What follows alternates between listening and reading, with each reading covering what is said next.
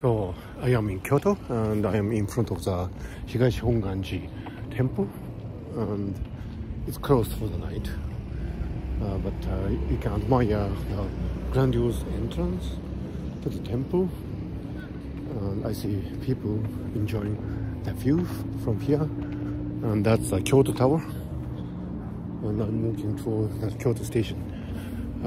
I have been to Kyoto, of course, many times, and this is probably my 200th or 300th visit, so I know something about Kyoto. But first visitors might be quite impressed by the old temples and ancient cultures and so on, but I think you shouldn't really make these fascinations into a barrier of understanding. I've just been to Egypt and I have been admiring Egyptian ancient culture, which I put on my YouTube channel a few days ago.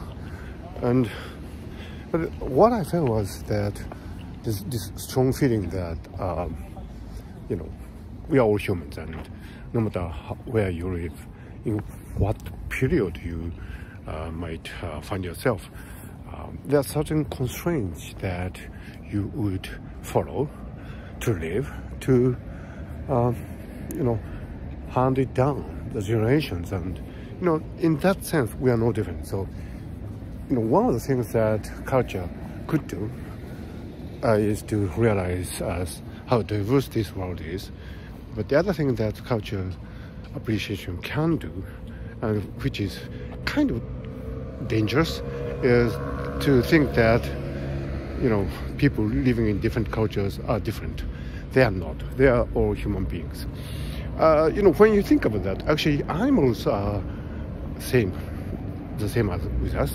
You know, they live, they produce generations of offsprings, and that's it. I mean, so they do it in different constraints, but it's the same thing. So, you know, I think this temple is really wonderful, and coming from Tokyo, I really appreciate that, because Tokyo is such a modern city.